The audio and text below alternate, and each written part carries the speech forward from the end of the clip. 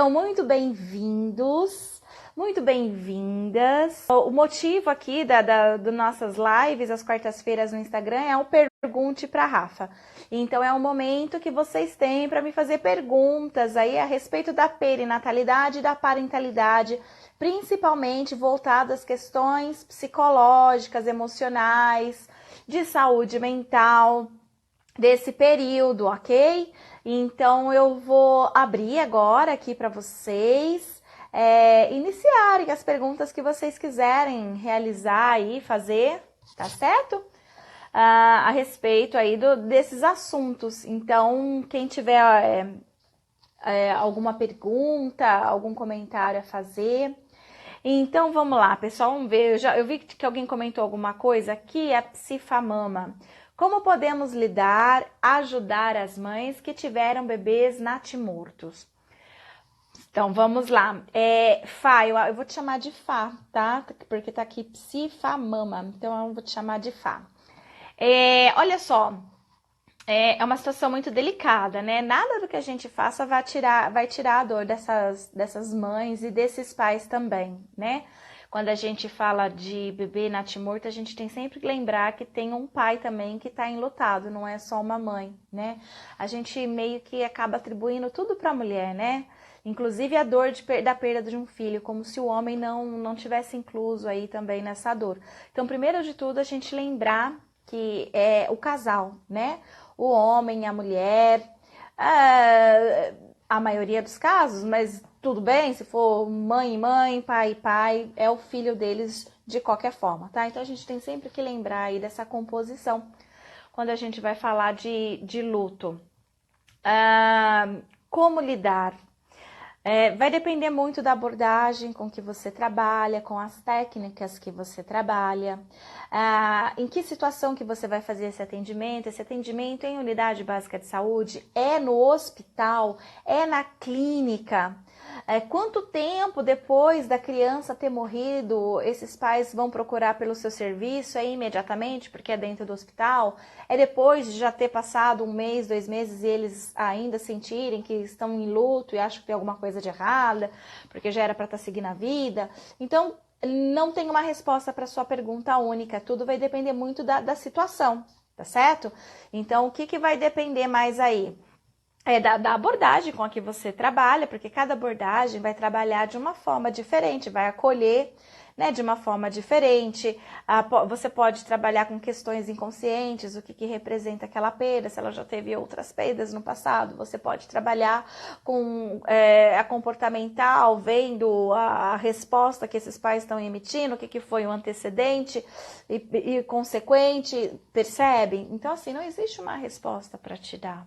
Não existe uma receita de bolo para falar assim, olha, quando morre um bebê, é assim que o psicólogo tem que agir. O psicólogo age assim quando morre um bebê, porque dessa forma os pais vão superar a perda. Não existe isso, né? Na realidade, é uma dor que fica pro resto da vida, né? Não importa quantos filhos eles tenham depois ou tiveram antes dessa perda. Aquele continua sendo um filho deles. E o nosso papel principal, independente da abordagem, ou até independente se somos psicólogos ou outro profissional da saúde, é ter empatia por esses pais, né? No sentido de que alguns profissionais, infelizmente, acabam utilizando algumas falas como: você é muito nova ainda, em algum momento você vai ter um novo filho, né? Não fica assim não, né? Às vezes é um momento que Deus quis, né? Não fica triste. Ou pior ainda, né? Se ela procura um psiquiatra e é medicada porque tá de luto, né? Algumas pessoas ficam em torno, né? Como parentes, e não conseguem entender como é que alguém que perdeu o bebê já tá com 3 meses e ainda tá triste, chorando de luto, que já era para tá tentando ter outro filho no lugar. Então, às vezes a gente tem que trabalhar com a família também, explicar para a família que é o filho deles, né? Ela teve toda uma gestação aí, e a criança não foi um aborto, foi um natimorto, né? Então ela teve todo um período de gestação e que isso, ela precisa fazer o luto, fazer o enterro, ver esse bebê, às vezes tirar foto do bebê, né? Às vezes precisa mandar uma carta para esse bebê, né? São algumas técnicas que a gente pode estar utilizando aí, né, para estar ajudando nesse processo de luto, mas dizer que elas não vão mais sentir sofrimento ou qualquer coisa que o valha, isso não, a gente não tem esse poder, né? A gente consegue acolher o sofrimento. Mas tudo vai depender da situação, viu, Fá? Não dá pra dizer assim, ó, faça isso. Não. Aí a gente precisa saber de quem que você tá falando, aonde você tá atendendo, há quanto tempo foi essa morte, tá? Em que situações foi? Foi de violência obstétrica? Não foi? Entende? É tão peculiar, é tão único, é tão individual, são histórias tão particulares que não dá pra gente dizer faça isso ou faça aquilo, tá bom? Vamos ver que mais que a gente pode ter aqui de pergunta. Como ajudar uma família com natimorto? A Simone aqui tá perguntando, né? Então, a família, primeiro, né?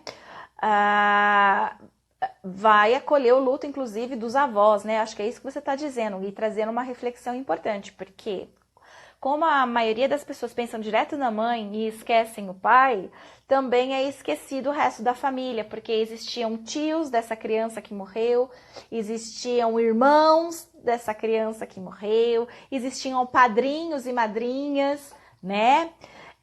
Me lembro bem quando morreu o bebê da minha prima, que eu tenho ela quase como uma irmã. Quase não, ela é como uma irmã pra mim, né? A gente cresceu juntas. E quando morreu o bebê dela, foi muito difícil pra mim. E não existe esse luto, né? Da tia, da prima, da madrinha, não existe, né? Já é difícil ter o luto da avó, do vô, do tio, da tia. Imagina, né? Da prima, né? E eu tinha que trabalhar, eu tinha que dar aula. E naquele dia eu tinha um evento que eu estava organizando na faculdade. Lembro bem que eu estava há meses planejando aquele evento na faculdade e tinha convidados vindo de fora, né, da cidade para receber, e eu chorando, foi uma situação bem difícil. Então, acolher a família, né? Bem lembrado isso. Então, não é só a mãe, só o pai, mas esse acolher a família também, respeitar esse luto da família, né? Respeitar que a família também sente, também sofre. E, novamente, né, cada caso é um caso. Como que essa família vai chegar a te procurar, né? Você é uma enfermeira, você é uma psicóloga, em que situação, né? Então, cada caso é um caso novamente, né? O principal é o respeito, né? No sentido de você permitir que aquele luto possa ser elaborado. Por exemplo, algumas pessoas chegam para o homem e dizem assim para ele, né? Quando morre o filho dele: olha, agora você vai precisar ser forte para ajudar a sua mulher, a sua esposa. É muito frequente o homem escutar isso quando ele perde o filho dele, nasce natimorto. Ele escutar das pessoas baterem no ombro dele e falar: sinto muito, e olha só, agora você vai ter que ser mais forte, porque você vai ter que ajudar a sua mulher. Como ele é um homem invisível, né? Não consegue enxergar que ele também perdeu o seu filho, né? E muitas vezes é ele que vai ter que ir para casa, desmanchar o quartinho, né? Enquanto ela tá lá no hospital, e é ele que vai ter que ir para casa, fazer as coisas, tomar as providências, né? Como se ele tivesse que ser o forte. Mas a gente precisa de uma rede de apoio, né? Lembrando que os avós também estão sofrendo, que os tios também estão sofrendo, né? Que os irmãos também estão sofrendo. Então, às vezes, nós profissionais da saúde menosprezamos, deixamos invisível esse luto da família, né? Então, nós não podemos, né? Nós temos que respeitar, acolher e não falar com a família como se ela não fizesse parte, né, da família, ou como se não tivesse em luto também por aquilo que está acontecendo, tá certo? Então, a melhor forma de ajudar é respeitando essa família, tá certo? Agora, cada caso é um caso, como eu respondi para a fala em cima, tá bom? A Fá tá falando que para mim é uma das questões mais delicadas, sim, e é mesmo, é uma questão muito delicada, a gente tem que trabalhar, né, com o luto materno, luto paterno. Sempre é difícil a gente lidar com a dor do outro, né? Lidar com a dor do outro exige de nós um equilíbrio emocional, inclusive, porque a gente é empático. Então, a gente passa por empatia, né? Sente o que o outro sente, vive com o outro. E tudo bem se a gente chorar com o outro também, né? Então, é uma questão delicada, sim. Isso mostra ética e respeito, né? Isso é importante. Mas é possível a gente trabalhar de acordo com as necessidades que a pessoa traz. Não é a gente que vai levantar demanda para esse casal ou para essa pessoa que vai procurar, né, por conta de uma queixa aí de luto, né, de um luto materno ou paterno, ou de avós e tios e etc, tá bom? A gente precisa entender todo um contexto aí, né? Então, não é só faça isso ou aquilo, como eu já disse. A Bel tá perguntando: eu tive pânico no pós-parto, hoje quero novamente engravidar. Tem a possibilidade de passar novamente por isso? Bel, é o seguinte, toda vez que a gente passa durante uma gestação por qualquer transtorno mental, seja ele ansiedade, né? No caso, se eu foi pânico, é um transtorno de ansiedade, né? Ou transtorno depressivo, qualquer transtorno que a gente passe durante a gestação e a gente vai programar uma nova gestação, é perfeitamente possível programar uma nova gestação. Mas é importante que você saiba que você já precisa, assim que você for começar a planejar a sua gestação, também procurar um psicólogo, tá? De preferência por um psicólogo perinatal, que é o psicólogo especialista nessa área, tá bom? Ele tem formação, ele tem conhecimento, respaldo, conhecimento científico, tudo para poder tratar melhor, né? Te oferecer um atendimento diferenciado aí, porque ele tem esse olhar já voltado para a saúde mental materna da gestação e do pós-parto. Existe sim esse risco, tá? De você apresentar de novo, mas não é uma certeza, percebe? A gente tem na literatura, nas pesquisas científicas, que sim, há uma chance maior do que alguém que nunca apresentou. Então, se alguém que já apresentou em uma gestação, há uma probabilidade maior do que a população geral, tá? De todas as grávidas, de apresentar de novo, mas isso não significa que é uma certeza. Pode ser que aconteça, pode ser que não. Portanto, qual que é a forma que a gente indica para prevenção? É você já procurar por um psicólogo, de preferência perinatal, já vai fazendo a sua psicoterapia, ele já vai fazendo um pré-natal psicológico com você, já vai trabalhando de forma adequada com você e vai evitar que você venha apresentar aí novamente essa alteração. Caso você venha apresentar novamente essa alteração, você já vai estar passando pelo psiquiatra, você já vai estar passando com o psicólogo, tá? Então, é um outro contexto, tá certo? Porque você já vai estar sendo assistida, você já vai estar mais ciente, a sua família vai estar ciente, é um outro contexto. Então, se você tem desejo de engravidar novamente, que isso não seja um empecilho para você, ok? Basta você já tomar as devidas precauções, né? Que em vez, no caso, ser um remédio, né? É uma psicoterapia que vai fazer um efeito benéfico aí para você, para o seu organismo, para sua psique, ok? Vamos ver quem mais. Simone, exatamente, isso pode me incomodar muito. Sabrina, oi Rafa, boa noite, enviei um e-mail pedindo uma orientação, se puder responder quando tiver um tempinho. Sabrina, é uma orientação individual mesmo? Porque senão você pode colocar aqui, né? O que você tá querendo fazer de pergunta, porque deve ser dúvida de outras pessoas também.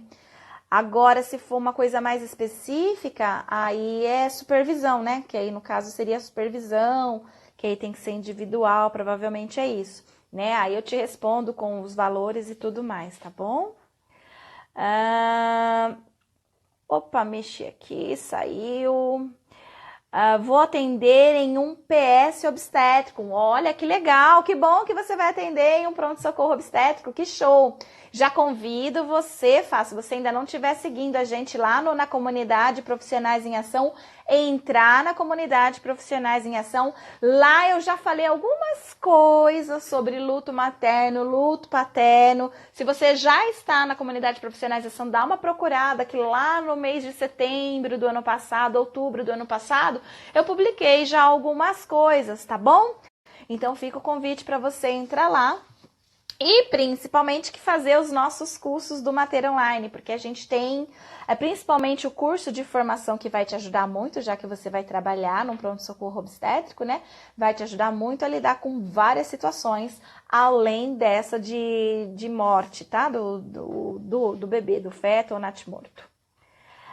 Então, no pronto-socorro, talvez eu seja a primeira pessoa a falar com os pais após saberem do natimorto. Sim, claro, não tem uma resposta específica, é um momento muito dolorido. Sim, que você pode fazer chegar e oferecer uma psicoterapia não é a primeira coisa que você vai fazer, então, tá? Já que você vai estar lá no pronto-socorro. Você vai se apresentar como psicóloga, dizer o seu nome, se apresentar como psicóloga e dizer que o momento que eles quiserem, você está ali para acolhê-los, tá bom? Então vamos lá, a Sabrina tá aqui falando, Rafa, tive algum material sobre natimorto, envia no Telegram para nós. Materiais? Não, materiais eu não tenho para estar enviando no Telegram, a gente só tem o curso mesmo, né, dentro da aula mesmo, o módulo, tá bom? A Tábera tá falando, olá, você tem indicações de bibliografia sobre a prevalência de transtornos mentais nas gestantes? Existe um livro muito bacana chamado Transtornos Mentais no Período Perinatal. Além de que, existem também alguns artigos científicos muito bons sobre isso, mostrando realmente a prevalência, tá? Então, Tábera, tem sim. Você pode digitar essas palavras-chave, inclusive prevalência de transtornos mentais em gestantes. Você vai encontrar muita coisa, tá? Principalmente sobre os próprios transtornos mentais comuns, né? Que transtorno mental comum é ansiedade, estresse, depressão, né? Há um certo nível que não dá para ser caracterizado como um transtorno, né? Mas a pessoa está apresentando estresse, está apresentando ansiedade, ou está apresentando sintomas de depressão, não são sintomas. E não atingem todos os critérios para transtorno, então é chamado até pelo novo DSM-5 aí de transtorno mental comum, tá bom?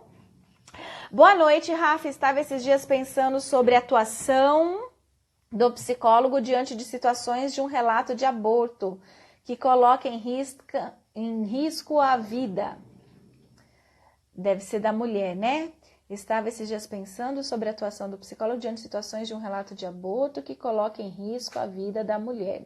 Eu acredito que é isso, a palavra ficou meio esquisita aí. Sim, podem existir situações de aborto que vão ter depois uma hemorragia, que abortos que foram clandestinos, né, provocados, e aí depois vai terminar no hospital. Né, a mulher dela passa muito mal e aí a única saída é ela ir parar no hospital mesmo para terminar de fazer o processo de curetagem, né, e que há risco sim, né, dessa mulher, não só por conta disso, mas por conta de uma infecção, são vários os motivos que podem causar risco aí para a vida da mulher também, tá? Então sim, pode existir a condição de haver um aborto que coloque em risco a vida da mulher, tá? Qual deve ser a nossa conduta? Como assim, qual deve ser a nossa conduta? Não entendi a pergunta, tá? Se puder reformular aí. Vamos lá, Sabrina que tá falando. A orientação que falei é a respeito do que você considera importante dentre tantos para ser trabalhados dentro dos 6 encontros que você falou que seria o ideal. Deixa eu ver se eu entendo o que é essa pergunta da Sabrina. A orientação que falei é a respeito do que você considera importante dentre tantos para ser trabalhado dentro dos 6 encontros que... Sabrina, acho que eu perdi alguma coisa que você deve ter dito antes. A internet caiu, né? E eu não sei o que você pode ter dito antes para completar o que você está falando agora. Então, infelizmente, eu não consigo te responder só com isso que você escreveu. Eu não consegui entender a sua pergunta, tá bom? A Tábera aqui está falando, sim, obrigada. Gostaria de recomendações, de indicações, fontes fidedignas. Esse livro, você saberia me indicar os autores ou principais referências? Olha, eu tenho ele ali na minha estante, mas eu teria que sair daqui, deixar vocês sem a minha linda presença para ir lá mexer na minha biblioteca agora que está aqui do lado, pegar o livro. Tô sem ajudante aqui para falar, ó, pega o livro para mim, senão eu já ia ali e pegava, tá? Mas eu indico esse livro em vários momentos, em vários lugares, em praticamente tudo que eu publico. Eu faço referência a esse livro de transtornos, né, no período perinatal, tá certo? De transtornos mentais mesmo aí no período perinatal. E então você vai encontrar em algum lugar aí que eu escrevo, principalmente eu tenho um blog em que eu coloco ali recomendações dos principais livros meus, né, que eu indico para vocês lerem. Tem lá Maldonado, tem Raquel Soifer, tem Miriam Seger e tem também a indicação desse livro, que agora eu não me recordo o nome dos autores, porque são nomes em japonês, eu acho, tá bom? Não me recordo o sobrenome deles agora. Rafa, como trabalhar com uma mulher que tem o desejo de abortar? Olha, uma situação delicada, mas você não pode trabalhar para o sim nem para o não, né? Você, enquanto psicóloga, se você for psicóloga, né? Eu acho que você deve ser. Você não pode trabalhar nem no incentivar ao aborto e nem no não incentivar o aborto. Você tem que acolher o que a mulher está falando, tá certo? Se a gente trabalha para uma coisa ou para outra, está sendo baseado em nós, né? Nos nossos valores. E a gente não pode colocar os nossos valores nos valores do outro, né? Ali a gente é um instrumento que vai ajudar as pessoas a resolverem as suas situações. Não a gente vai resolver por elas, né? A gente vai ajudando com que elas mesmas resolvam, tá certo? Então a gente não trabalha nem contra, nem a favor. A gente vai acolhendo o que a mulher vai trazendo, tá certo? Se ela falar que vai fazer, ela vai fazer. E você tá proibida de denunciar isso, tá? Por lei, você não pode. Então existe todo um sigilo profissional, inclusive é garantido, né, que o psicólogo, o médico, né, guarde os segredos, tá? E esse é um deles, tá certo? A Tábara, obrigada por me responder. A Sabrina, em um grupo de gestantes. Em um grupo de gestantes. Tornar, tá falando aqui. Reformulando. Diante do relato de desejo de realizar um aborto, sendo esse de forma que coloque a vida em risco, e a mulher traz o relato desse plano na terapia, como o psicólogo pode conduzir? Ah, tá. Então, diante do desejo, eu acabei de responder. Interessante, né? As perguntas estão semelhantes aí. Então, é a mesma resposta, tá? Diante do desejo de um aborto, a nossa forma é sempre respeitar, né? Os desejos da mulher. E se o aborto coloca a vida dessa mulher em risco, que é, por exemplo, um aborto clandestino, por exemplo, que ela possa fazer, você tem que orientá-la, né? Que isso pode trazer sérias consequências para ela, inclusive de vida, que inclusive ela pode morrer, né? E que o adequado não seria ela buscar essa forma, né? Que ela não tem como, né? Não poderia fazer dessa forma, mas se ela não tem outra forma, a escolha tem que ser dela, a partir dela a gente não pode fazer muito, entendeu? A gente não pode fechar ela no consultório e falar, não, você não vai, entende? É uma situação delicada, mas que vocês também precisam saber contornar ali na hora. Eu não tenho como te dar a resposta, eu não tenho, tipo, uma varinha mágica para dizer, fale isso que vai tudo melhorar e ela não vai mais querer abortar e tudo vai ficar lindo na vida dela e o bebê vai nascer e todos vão ser felizes. Eu não entende? Você pode trabalhar com ela outras formas, no sentido de dizer, olha, existem a adoção, você pode colocar o seu bebê, né, para adoção, caso você assim queira, né, e tem toda uma forma também de você conversar com a pessoa. Não sou eu aqui que vou conseguir te dizer, olha, faça isso, faça aquilo, que isso vai... Entende? É uma pergunta meia... que não tem uma resposta. Você precisa estar ali no tete-a-tete com a pessoa, né? E você tem que assumir a sua responsabilidade de dizer para ela, olha, é perigoso o que você está falando, uma agulha, né, de crochê é perigoso, né? Essa não é a melhor forma. Você não vai orientar ela como ela vai fazer um aborto e nem vai levar para ela cartãozinho de mãe de anjo. Olha, vai nessa aqui que essa aqui é a mais limpinha. Você não vai fazer isso, né? Você vai orientar ela sobre os riscos, mas é ela quem vai tomar a decisão sobre a vida dela, entende? Sem problema, vou olhar o seu blog. Obrigada, são muitos nomes mesmo. Rafa, a respeito da orientação que comentei e quais temas você considera importante dentre tantos para trabalhar com grupo de gestante, dentro dos 6 encontros que você disse considerar... Ah, agora sim, entendi. Olha, os temas, todos eles eu considero importantes, tá?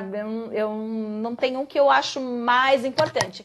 Mas, por exemplo, se você estiver trabalhando com gestantes...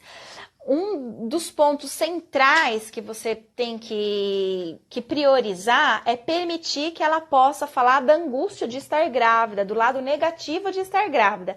Então, se você tem que priorizar algum tema, priorize sempre a abertura para elas poderem falar mal da gestação, mal da maternidade, porque elas não têm espaço para isso em nenhum lugar. Não tem espaço para falar isso na casa, com os amigos, em nenhum lugar ela encontra espaço. Então, ali tem que ser pelo menos um espaço para isso, para que ela possa falar, eu queria um menino, eu não queria uma menina, né? Eu amo esse bebê, gosto desse bebê, mas eu realmente queria uma menina, não queria um menino. Tanto é que depois eu vou tentar engravidar de novo para ver se eu consigo ter uma menina. Percebe? Mas ali ela pode se sentir num lugar seguro para falar isso, né? Então você tem que conduzir o grupo de forma que ela possa se sentir à vontade e segura para falar coisas, né, negativas sobre a gestação. E garantir que as outras mulheres também vão estar ali para dar esse suporte, para dar esse apoio e não gerar um conflito, uma confusão ali, né? Mas o mais importante, se você quer um tema, né, dentre os que eu falei, dos mais importantes, é esse, é priorizar que ela possa falar de como ela está se sentindo grávida, como ela vê outras grávidas, né, se ela tá, principalmente que ela possa falar aí dos lados que ela não consegue falar em outro lugar, que ela só conseguiria falar aí dentro do espaço seguro do grupo, tá bom?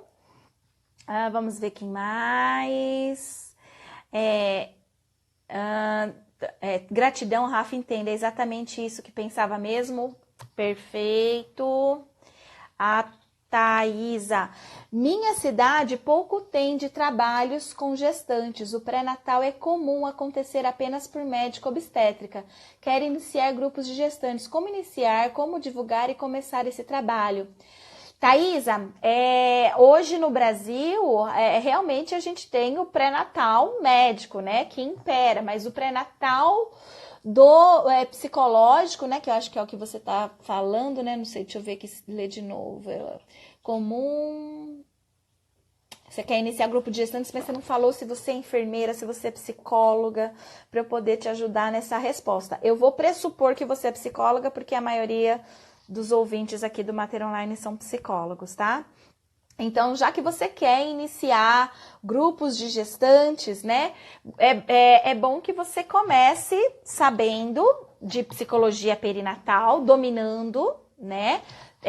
Porque não adianta você falar uma coisa ou outra baseado em achismo, às vezes baseado na sua própria experiência com a maternidade, né? Então, é importante que principalmente, antes de tudo, que você tenha conhecimento científico de qualidade, que você realmente saiba sobre o que você está falando, tá? Então, em grupos de gestantes, geralmente eu aconselho que as pessoas falem sobre as mudanças biopsicossociais, né, que acontecem nesse momento. Também aconselho que fale sobre o parto, orientando elas da importância do parto normal, sobre a amamentação.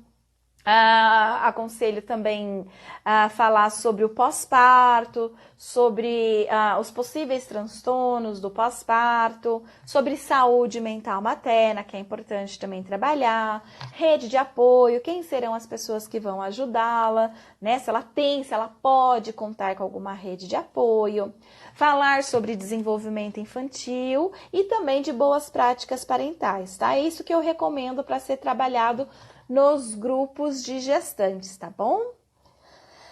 Devemos registrar esse desejo dela de abortar, além de registrar nossa orientação no caso de um aborto clandestino, como você exemplificou? Registrar nos seus documentos pessoais enquanto profissional que só você tem acesso? Sim. Agora, você fazer o registro em documentos que outras pessoas terão acesso? Não, porque aí você está quebrando o sigilo, né? Então, aí não, ali você só vai colocar o que se pode ser colocado que outras pessoas podem ler, né? De acordo com um laudo, de acordo com a ética do psicólogo, tá bom? Que um outro profissional possa ler. Agora, deixar o relatório, tudo que foi dito, essas coisas, não, porque aí você quebra o sigilo. E aí você pode perder até o seu CRP, tá bom?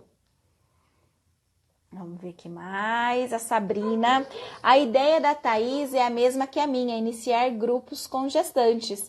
Perfeito, a gente precisa muito, porque realmente, né, no nosso país a gente não tem muito essa prática, né? Mas de forma mais psicológica, digamos assim, né? Alguns planos de saúde oferecem esses grupos de gestantes, mas eles não são voltados para uma prevenção de uma alteração emocional, né, no pós-parto, ou agravo de alguma alteração emocional que possa mesmo estar ocorrendo na própria gestação. Então, esses grupos eles vão servir para isso, eles vão ajudar bastante. Então, é importante que realmente a gente comece a montar esses grupos mesmos. Mas, novamente, eu reforço, para fazer um grupo com gestantes é importantíssimo antes saber sobre a psicologia da gravidez, parto e pós-parto, né? Sem ter conhecimento de psicologia da gravidez, parto e pós-parto, são meramente palavras ditas baseadas em achismo, em suposições. Tá? Então precisa estar muito bem preparada para saber o que falar, para não reproduzir as coisas do senso comum, tá bom? A Thaisa tá falando, sim, sou psicóloga e sim, já estou estudando, fazendo cursos na área perinatal, mas tenho dificuldade de divulgar e chamar o público de como trazê-las para o meu espaço, certo? Então, aí a dificuldade não é em organizar o grupo, mas assim, aí a dificuldade em marketing, né? Então, saber o que vai trabalhar, essas coisas, pelo que eu entendi, você sabe o que fazer. O que você não sabe é como chamar essas pessoas, né? Como se divulgar, como trabalhar com marketing, fazer a sua divulgação, para que você possa ter um número aí de pessoas, para que você possa cobrar e ter, né, o seu grupo. Agora eu acho que eu entendi, né? Eu entendo que é isso. Sabrina, no curso de formação em psicologia perinatal e da parentalidade, tem algum módulo que fale sobre a questão dos bebês natimortos e como trabalhar com os pais? Sabrina, a gente tem um módulo inteirinho sobre luto parental, tá bom? Então, um módulo inteirinho, que são várias aulas e é trabalhado tintim por tintim, tá certo? Com exemplos, inclusive, com estudos de caso, inclusive, tá?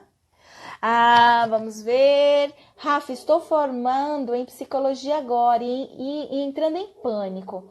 Fazendo as aulas de psicologia perinatal, parece que não sei nada, estou totalmente crua e também tenho dúvidas em relação à abordagem.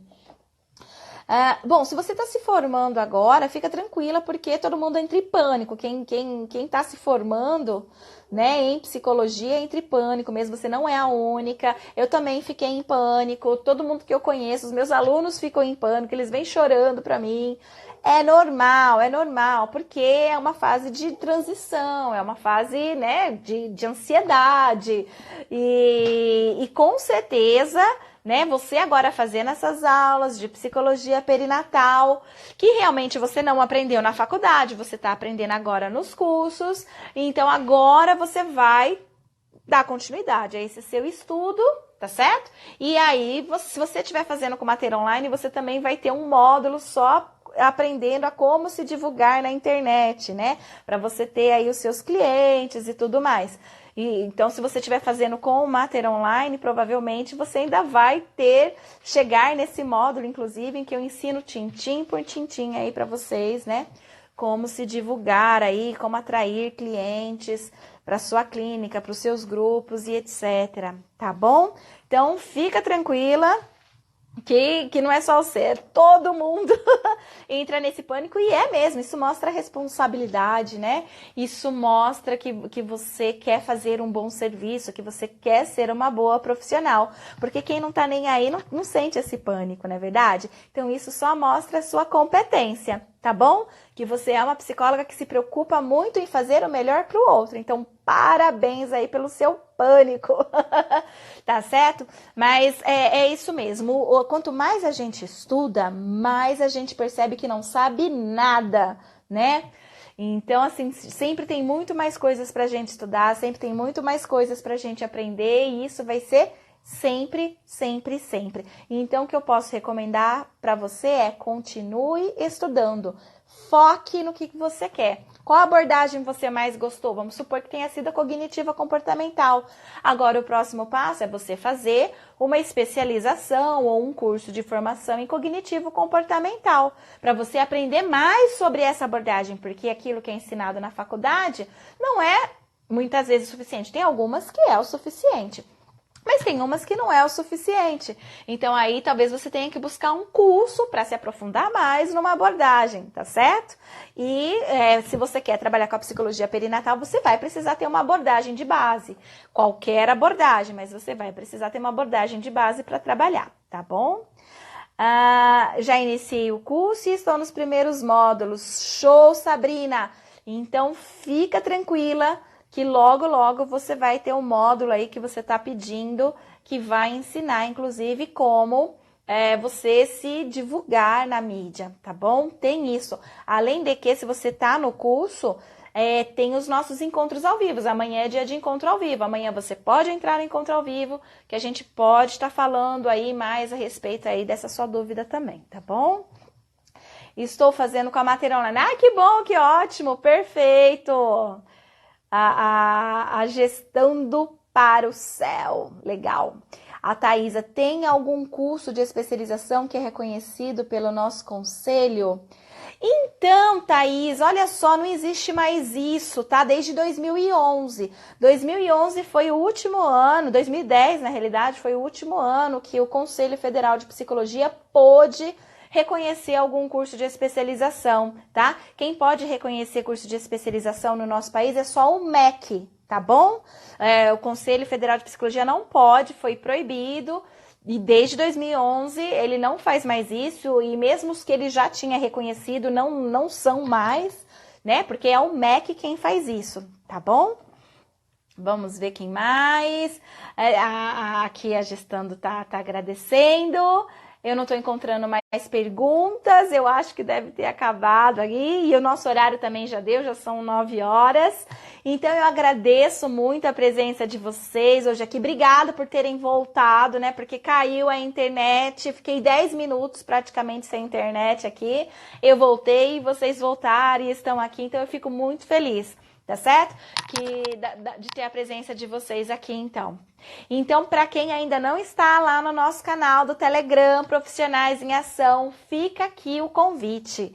Entra lá, porque todos esses assuntos que a gente discutiu aqui hoje, inclusive, estão lá, né? Tanto sobre grupo, quanto sobre luto, quanto sobre divulgação. Então, tá tudo lá no canal Profissionais em Ação também para vocês, tá certo? Então, vale muito a pena entrar. Praticamente todos os dias eu posto um conteúdo para vocês lá, tá certo? De muita relevância, de muita importância. Então, é isso aí, pessoal. Foi um prazer estar aqui com vocês. Ah, e outra coisa, para quem ainda não assistiu, hoje a gente fez o lançamento do nosso documentário sobre depressão pós-parto.